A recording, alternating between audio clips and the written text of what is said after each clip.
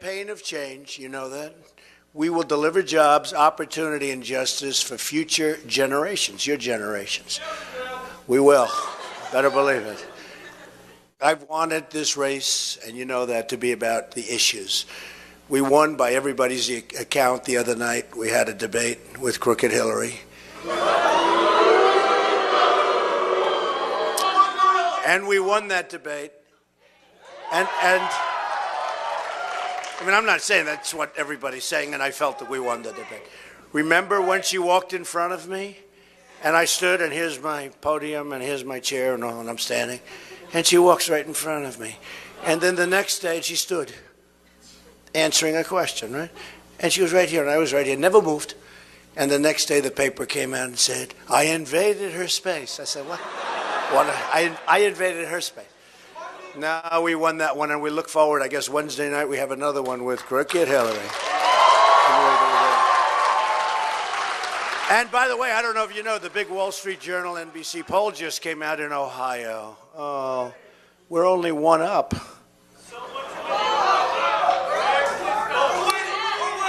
You know? No, you know what? And I say that kiddingly, we're one up. And we got very unfairly battered by people. I have no idea who these people are.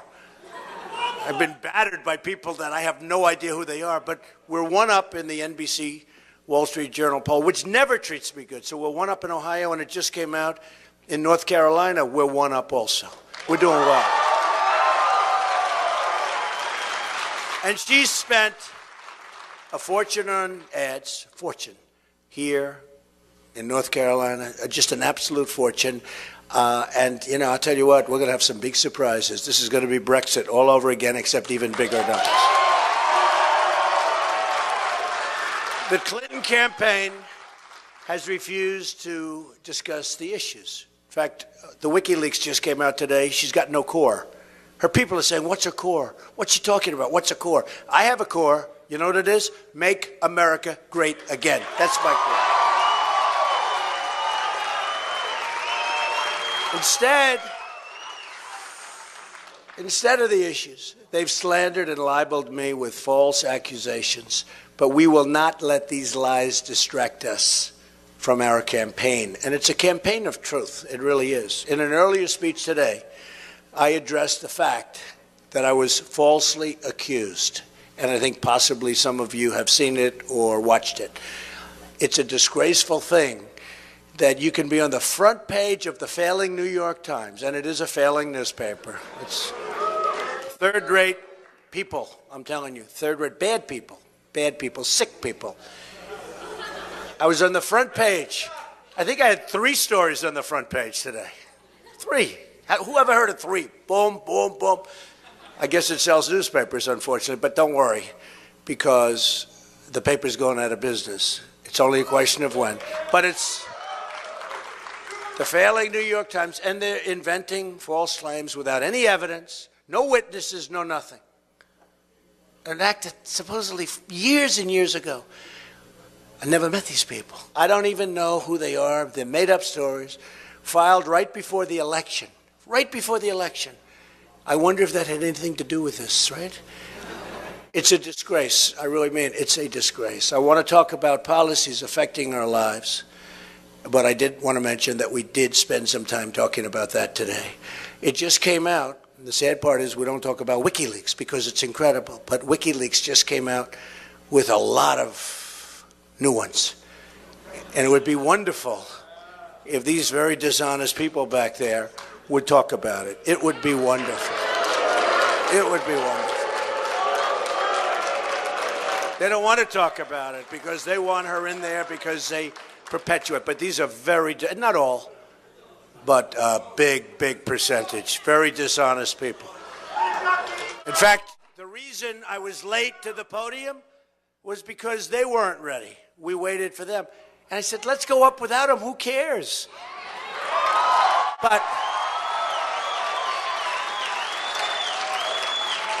But my people said, no, we should wait till the press is. So I'm sorry to keep you waiting, but it's their fault, not mine. Right now, our government has been taken hostage by global special interests that will stop at nothing to drain every last ounce of wealth from this country for their personal benefit. You're going to see it. The greatest weapon wielded by crooked Hillary is the media. That's what she got. She got nothing else. Believe me, there's nothing there. She couldn't even pass her bar examination in Washington, D.C., okay? I don't know if you know that, okay?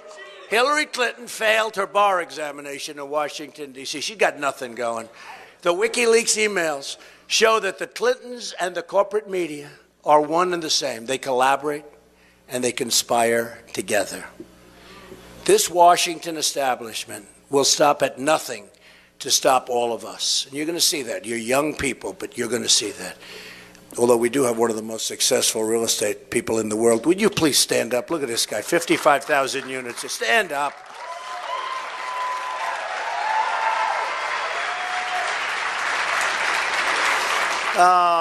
Great real estate man, actually. One of the best in the country. It's good. And from these parts. It's very good. I'm proud of you. These are the people who have given us decades of endless wars, producing only death and bloodshed, but no victory. We don't have victory. Can you imagine Douglas MacArthur? Can you imagine General Patton in their grave, right? Spinning. Look, he's going like this, spinning. They can't believe it. We announced 6 weeks before, we're going to Mosul. Did you hear? We're going to Mosul in a few weeks, and we're going to attack them. Whatever happened to the old adage, like, you know, you sort of do it like, don't tell everybody. You do it, let's talk about the victory after.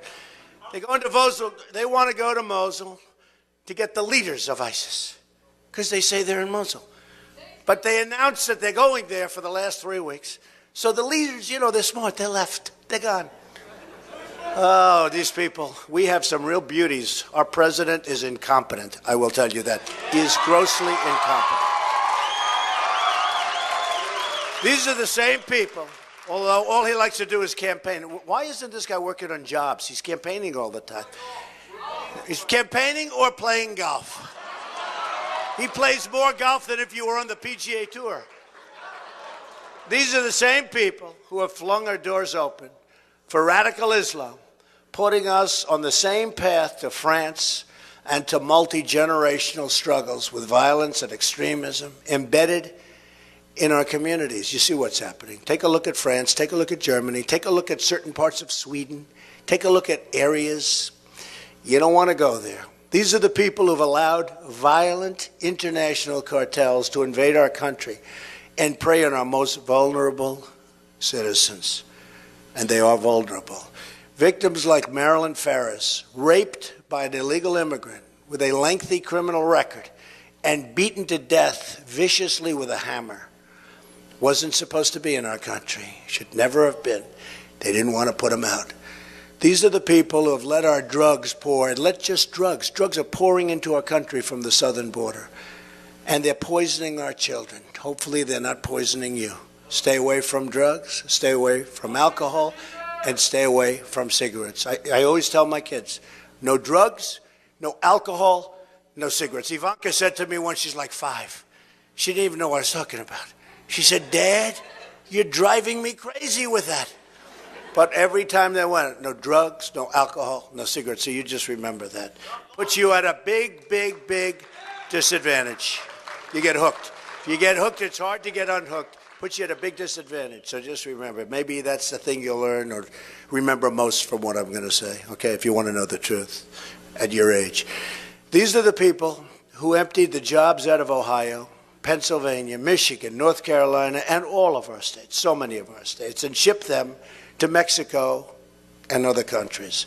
The political powers trying to stop us are the people who have stripped these jobs right out of our inner cities, trapped millions of African American and Hispanic Americans in impoverishment. I mean, they're impoverished. You have to see these inner cities, and you've seen them. You've seen them.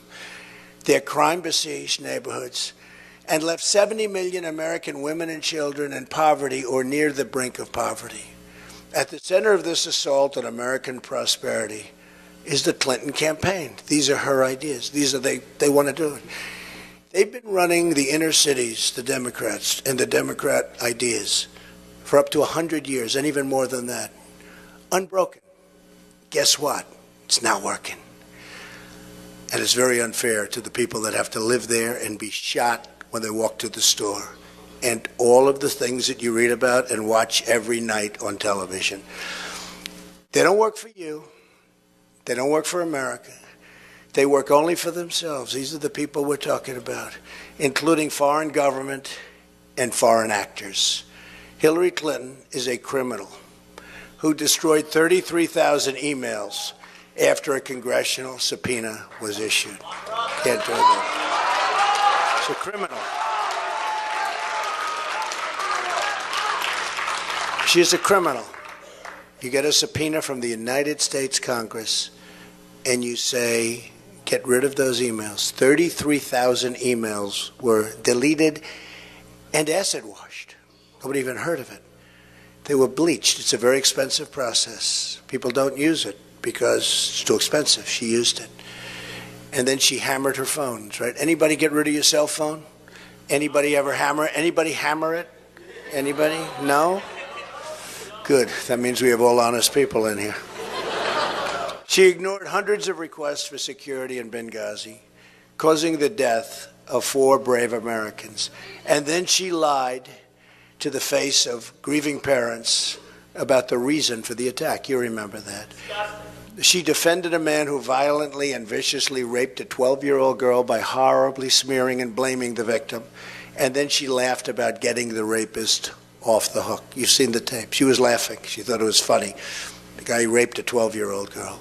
Speaking in secret to a foreign bank, Hillary pledged her support for open borders. That means tens of millions of new foreign workers to compete against you for your jobs, your wages, your future.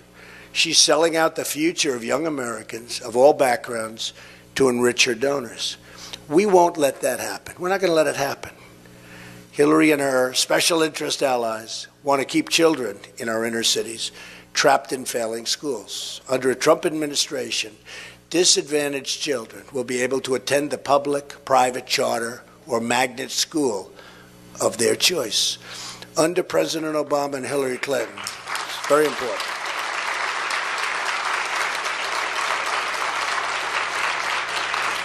And we'll also get rid of Common Core and bring education local.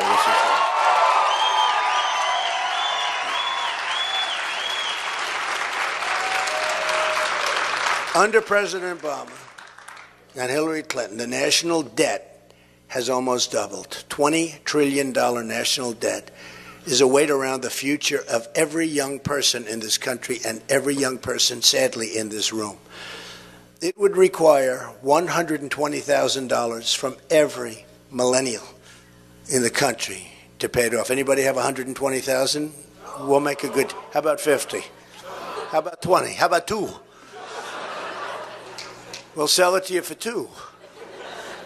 The new debt added under Obama and Clinton would have been enough to pay off all of the outstanding student loans in the United States 6 times over. Think of that.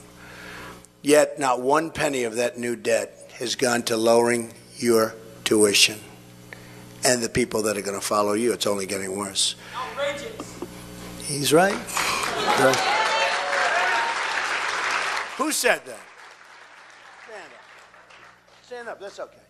No, I'm not going to. No, that's okay. Good. Nice looking guy. Good. Sit down.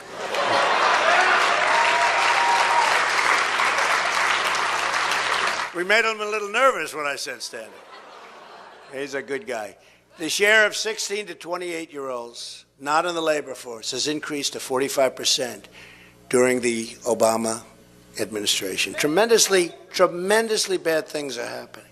In the Trump administration, we will work every day to make America great again for everybody, including millennials. First, we will lower the cost of college and solve the student loan crisis. It's a crisis, very unfair. The biggest crisis is you graduate, you do well from great colleges, like where we are right now, great colleges. But you graduate, you do well, you're proud of yourselves, your parents are proud of you, there are no jobs. There are no jobs, no good jobs.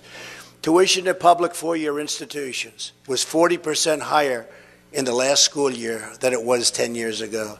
In all, Americans owe $1.3 trillion in their student loans. Think of that, $1.3 trillion.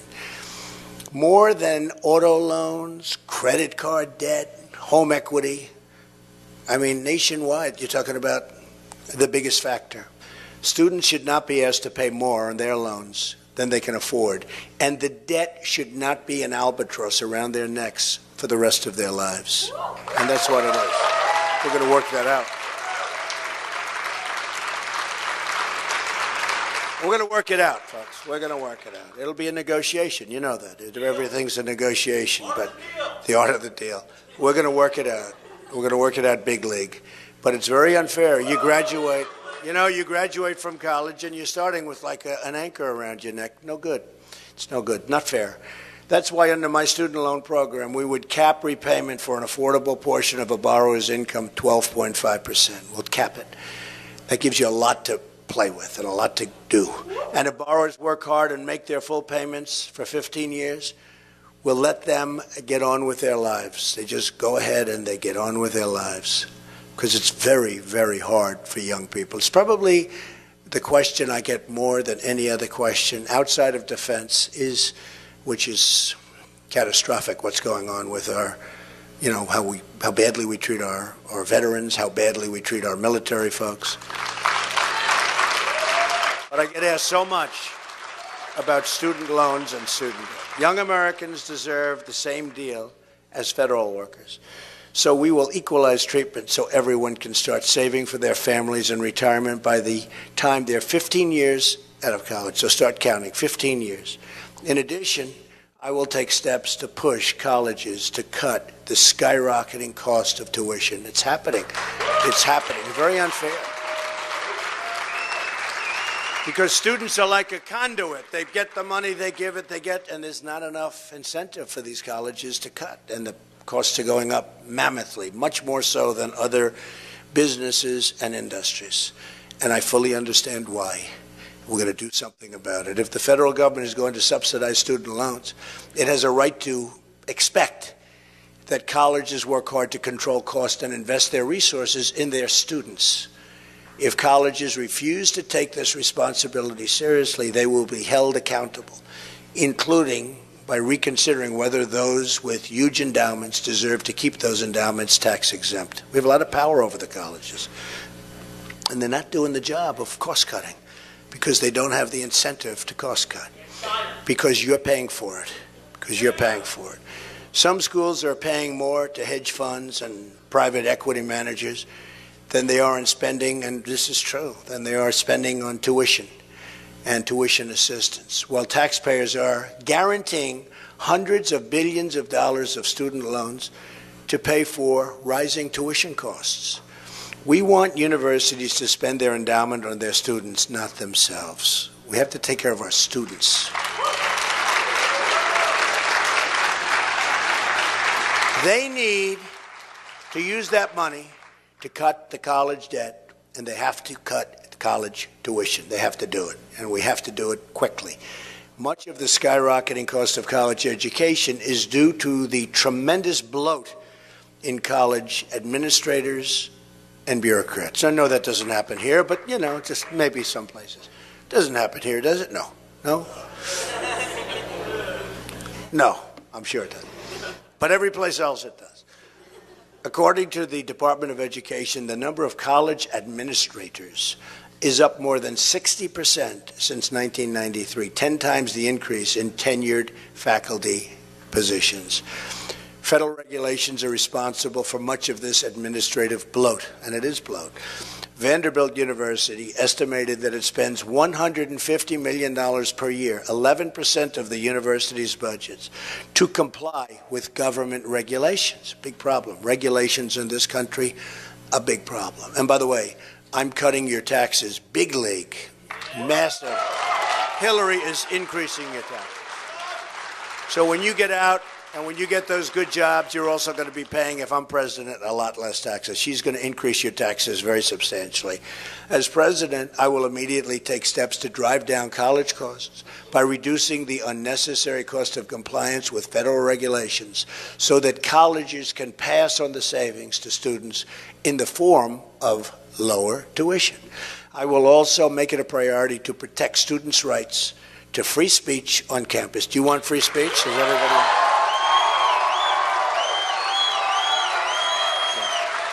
You'll have it.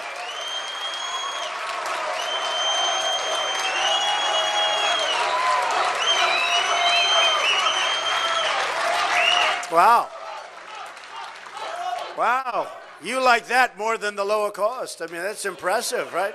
What's going on? That's pretty cool. That's pretty cool. You know why? He just said it. You know why? Because what? Say it again. That's a pretty great statement. Pretty good. Hey.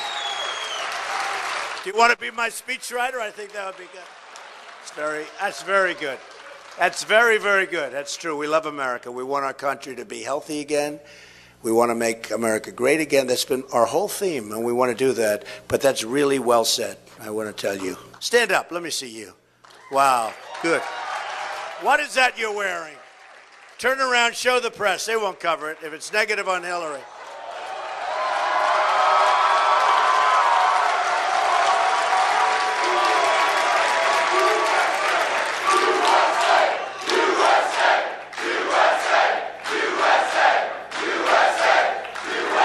That's great. That's great. Thank you very much. Great. Good. Great future. In the past few decades, political correctness, oh, what a terrible term, has transformed our institutions of higher education from ones that fostered spirited debate to a place of extreme censorship where students are silenced for the smallest of things.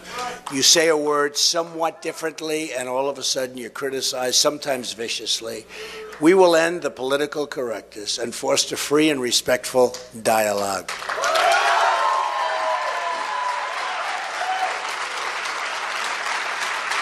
We also have to recognize that traditional four-year degrees and programs are not the only path to a good job and a good career. We understand that. We will fully support schools that allow people to learn skills and practice a trade so young people can have access to the education that's right for them. For instance, when I was in school, we had some students that were horrible students. But man, could they fix an engine of a car, or they could fix things that were so much better than anybody else. They had a great ability for mechanics, for machinery, for operating bulldozers, a much greater ability than others that had straight A's in physics and math and all of the other subjects that we all take. And we forget that. It's very important. It's a great talent. It's a great skill. And we must hold all schools equally accountable for their performance. I will make sure that students have the information they need, all about their options. They have to have options before starting school and for repaying their student loans upon leaving school, and we'll make it so you can do it and do it very easily. You watch. There's a lot of room for improvement in this regard. Currently, students navigate 16 complex repayment plans. You know about that, right? Some of you. 8 forgiveness programs and 32 deferment and forbearance options. Each of these programs has their own nuances and qualifications. I will simplify this confusing maze into a single income-based repayment program similar to those that have proved so popular in recent years. That's a very important thing. Very important. We also have to make sure that those who have graduated college and those who are soon to graduate can find a great job. This good job, but I mean great job, right? We want great jobs. We don't want good jobs. To start a career when they do. A lot of our great jobs are gone to other countries, gone to Mexico, gone to China, gone to lots of places. We don't have many good jobs anymore. Many mothers across this country are worried their kids won't find jobs. Are any of your mothers worried about that? Huh? Yeah. No, a lot of mothers and fathers. And fathers. And they're right to be worried. One of the biggest threats is outstanding and it's really a tremendous threat. The outsourcing of jobs for college-educated kids are being sent to other countries, and they're going at a rate that we've never seen before. At the same time, companies are importing low-wage workers on H-1B visas to take jobs from young, college-trained Americans. You've been seeing that and you've been hearing that. We'll protect these jobs for all Americans, believe me. My economic plan, including tax, trade regulatory, and energy reforms, will create 25 million new jobs and allow the private sector to grow at 4% per year. Right now, it's hardly growing at all.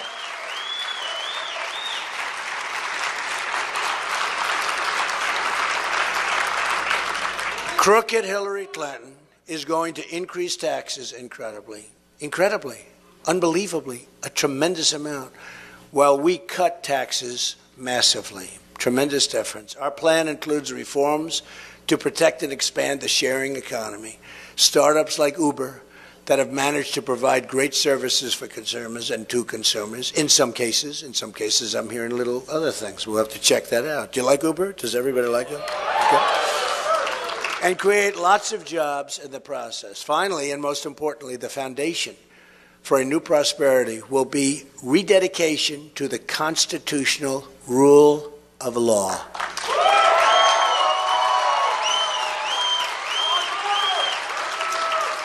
A vote for me is a vote for change, and a vote for me is really a vote for you. Together, we will make America so strong. We will make America so powerful and so rich.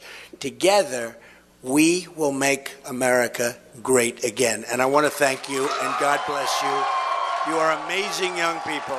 Amazing young people. Keep up the good work. Say hello to your parents, okay? And thank you, fellas. Thank you. Thank you.